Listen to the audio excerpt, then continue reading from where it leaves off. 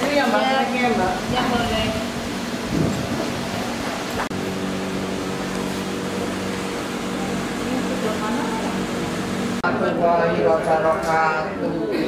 Sebelumnya saya mengucapkan terima kasih sekali ini buat teman-teman yang sudah hadir tepat waktu, Masya Allah. Tapi gimana ya, soalnya Pak Kabit, Pak Adi juga hari ini ada acara di building untuk persiapan CKD anak sekolah dan pembahasan SPM yang kita tidak pernah mencapai target.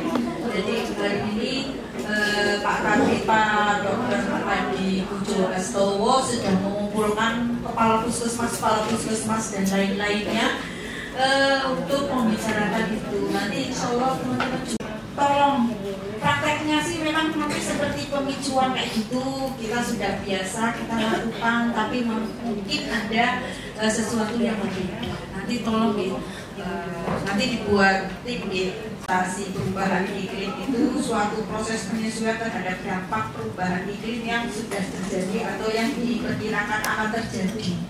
Jadi seperti tahun ini kan antara penghujan dan kemarau itu sudah nggak ada ininya ya teman-teman ya. Menjadi salah satu indikator di rencana induk bidang kesehatan di RPJMN ya, yang merupakan salah satu tugas yang harus kita lakukan ya di kedepannya. Bapak Ibu, ada pengamanan limbah cair rumah tangga atau SPAL. Nah, kalau di Deksi ini lebih resiko kesehatan. Kenapa kok Bapak Ibu teman-teman sekarang ini diadakan pertemuan ini? Karena kesehatan iklim, perubahan iklim itu mempengaruhi resiko kesehatan. Kenapa mempengaruhi? Karena ada faktor kerentanan. Ya, faktor kerentanan itu perubahan iklim. Apa perubahan iklim? Ya kan tadi akan timbul bencana. Nah, dampaknya ini yang akan kita coba atasi, ya, penyakit-penyakitnya. Kemudian sering ini berarti kami nunggu pedoman dari provinsi gitu ya Pak? Bukan dari provinsi, Ibu, dari Kementerian Kesehatan. Ya. Nanti jadi terjadi pedomannya, saya minta untuk menjelaskan untuk Jawa Tengah, ya kan, rencana kontingensi khusus untuk Jawa Tengah. Ya nanti kita siapkan modalnya segala macamnya dari provinsi.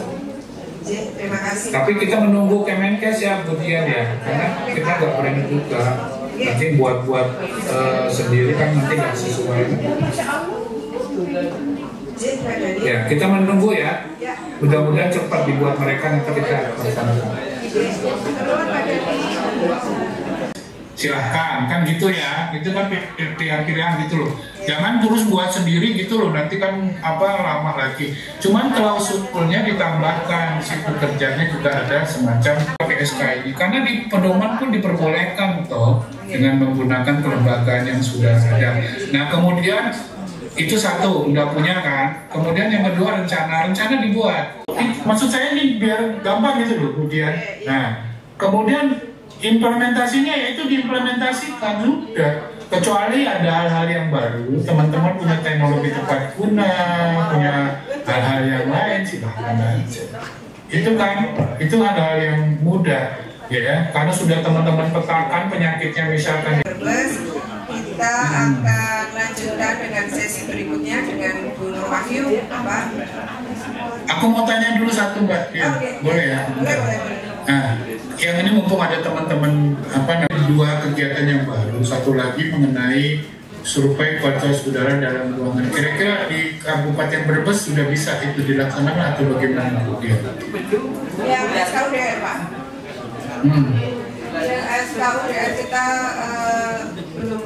belum melaksanakan. Ini ada zoomnya ya hari ini yang sama KMRT itu ya Pak. Nah ini ada beberapa yang kita mau tanyakan juga nanti di Kemenkes. Itu karena program baru semua ya, itu kan ada adaptasi perubahan iklim, ada SKUDR, dan saya Bapak Ibu teman-teman harus kawal ketika teman-teman kabupaten ada kesulitan.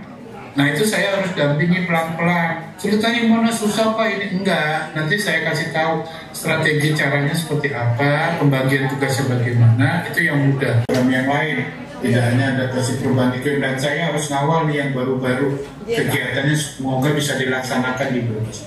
Saya kira itu, kurang lebihnya saya mohon maaf. Saya Eri. Assalamualaikum warahmatullahi wabarakatuh. Waalaikumsalam warahmatullahi wabarakatuh. Turun Pak Dani. Berapa puluh tahun Mbak? Santi? 37. 37 ya? Oh, 37. Masa ya? Hebat ya? 37 ya. Ya. Menunggu bulan, Bu. Oh ini? Pak Priyon di mana? Murawatan. Kemurang. Oh, oke. Belum pernah sana ya saya. Nanti bulan. Iya. Ya, jadi ya kerentanan dan kemudian apa yang dijadikan aksinya terkait dengan apa namanya, terkait dengan dampak dari perubahan iklim seperti itu. Nah, setiap kabupaten kota berbeda-beda tentunya, tergantung apa ya? Ya tergantung resikonya masing-masing seperti itu ya. Tergantung resikonya masing-masing, dan resiko itu nanti dihitung-hitung. Jadi kalau dulu kita diundang ke Kementerian Kesehatan untuk menentukan satu wilayah provinsi, kemudian kabupaten, turun ke kecamatan, turun ke desa kelurahan, itu ada pemetaannya, sehingga kita tahu satu pemetaan itu di daerah paling dasar di desa itu dia masuknya nanti risikonya sangat tinggi atau rendah sedang. Jadi seperti era ya. Belum dianggarkan. Biar. Tahun berapa itu pada ini? 2025. 24. 24. Terus kena itu Jepang masuk. Jepang masuk. Jepang masuk. Akhirnya pakai martabak Jepang ya. Dengan sama Pak Apri ya. Apalagi sekarang efisiensi ya. Apalagi sekarang efisiensi. Nah itu jadi seperti itu ya, apa namanya, dimasuk di RPJMN adaptasi mitigasi dan dokumen itu juga tadi kita melihat petanya, tergantung juga dengan risikonya, kemudian tergantung dengan seberapa besar apa namanya ya, bahaya risiko itu datang. Jadi berapa kali kemungkinan nanti datang seperti itu, kemudian berapa apa ya, rentannya itu seberapa masyarakat terdampaknya itu nanti ini apa namanya, bisa punya kekuatan untuk apa namanya, beradaptasi.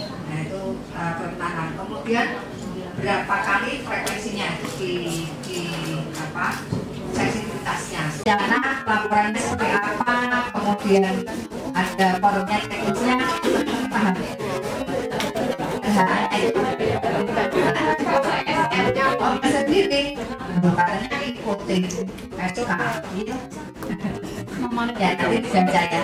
Ya kita ikut juga ya, jadi kita sering itu ikut di bencana itu nanti di kalau kesehatan tuh kluster kesehatan. Kalau kita di bawahnya kluster kesehatan lingkungan untuk mempermudah nanti kalau pergerakan terjadi bencana. Nah di situ amanatnya di sini ada ini apa namanya, tugas kita, atau mungkin nanti terkait dengan SK itu ada SOP-nya pada waktu antibium, karena mungkin banjir, karena mungkin kekeringan juga bisa loh ya, kekeringan. Nah itu yang prediksi tahun mendatang itu BMKG. Nah jadi di awal atau mesti di satu kabupaten Brebes ini atau di tempat kita, kalau di Jawa Tengah sudah masuk peta, kemudian nanti di Brebes juga melibatkan lintas sektor lain terkait dengan prediksi di masa depan ini, nanti bisa diketahui suatu daerah atau lokasi itu risikonya seberapa, yang terkait dengan iklim juga paham tadi, terkait curah hujan dan lain-lain. kemudian ini nanti kemudian diare, demam berdarah, kulit, gatal-gatal, apalagi leptospirosis, banjir, ya banjir, katanya banjir, penyakitnya semua penyakit kalau lingkungan ya, karena berdampak pada lingkungan ya, stunting, oh iya stunting, masih viral stunting, nya sehingga rendah gitu ya. Nah kalau gagal panen, kalau sini gagal panen bener nggak? Apa gitu ya? iya Bu, kalau gagal panen gambang minum air. Iya, karena ini kemudian gagal panen gambang itu ya bawang merah Saya sampaikan tadi kapusnya memuji itu ya kayaknya sederhana, tapi memberikan rasa yang beda. Ya, orang merasa dihargai, merasa diperlakukan, dia ikut menjadi bagian dalam tim. Itu kan sesuatu yang sebenarnya susah orang kita. Ya nggak tahu sih, harusnya ya semua wajibnya kayak gitu ya dibikin. Tapi kita juga harus bisa keluar kayak gitu. Contoh ini teman-teman misalnya ada kunjungan TB itu bareng nggak sama petugas TB-nya? Sudah semua 38 puskesmas. Artinya bareng, sudah bareng ini. Berarti ada sama orang sendiri. Ya menurut saya harusnya sama semua datang. Orang TB itu jelas bukan jelas masalah, salah satunya ya lingkungannya tidak baik, kelembabannya. Dan kalau dilihat kemarin kan kita dapat bantuan dari Basnas untuk rehabilitasi rumah, isinya kayak gitu, nggak ada pencahayaannya, nggak ada jendela, rumah peteng gedek. Kan teman-teman dari kesini kan bisa dibuktikan bahwa ya memang benar orang TB itu ya penyebabnya kayak gini. Salah satu faktor predisposisi terjadinya kan karena kondisi lingkungannya tidak baik. Kemudian yang kedua DB, ya kan kalau kita nunggu laporan dari KDRS dari rumah sakit itu kan lama. Bayang nggak kemarin disampaikan ada di puskesmas di datangnya LSM, orangnya anaknya sudah 1 minggu dikebumikan, KDRS belum nyampe. Ya puskesmas kan nggak tahu, kadang orang langsung datang ke rumah sakit, ya enggak? Ya kampusnya nggak tahu, nggak dikirim-kirim KDRS-nya. Makanya saya udah pernah bilang, KDRS itu kalau di Brebes mau pemeriksaannya langsung orang datang langsung pemeriksaan serolog, ya kan Mbak? Sampai itu enggak, orang ini nyemprotin terus, sampai 3-4 kali, sampai Pak Lurah ngomong, sampai belengar Pak disemprotin terus, tetap ada DB ini. Sampai kepala sekolah yang ngomong ke saya, Pak dokter tolong diteliti, jangan-jangan ini penyakit misterius. Kamu Pak misterius apanya? Mungkin jentiknya sebanyak banget gitu. Ternyata di Jakarta itu memang lingkungan yang sulit air. Dia tidak mau buang air, itu tidak mau, nggak ada airnya. Akhirnya sana sama Mbak Emi juga sama teman-teman dari Perpuslim bawa ikan, ya. Bawa itu lava sidak untuk dibagi ya, karena dia tidak mungkin mau nguras tandon-tandon air yang pakai itu ya, karena kondisi di sana susah air. Nah untuk hal kayak gini kan ya saya butuh teman-teman dari Keslik itu. Tandanya jalan apa? Kan ruangannya ada tuh Pak Dokter. 1, 2, 3. Pokoknya puskesmas yang paling hebat tadi sama ini jalannya jalan. Tapi contoh saya kemarin dilihat, saya ikut nanya puskesmas, itu klaster 4 apa itu kegiatannya? Memeriksa orang TB. Pak Menteri itu juga sama. Kebetulan koordinatornya petugas TB-nya itu menjadi koordinator klaster 4. Jadi dia itu bolak-balik memeriksa nih pasien kayak gitu. Saya bilang kenapa nggak diganti aja dengan fokus jadi koordinator di klaster 4. Ya kalau saya sih kenapa kita salah satunya DB susah selesainya, TB Usta masih banyak terus ya karena mungkin kita masih perlu banyak bantuan dari teman-teman di Keslik ini.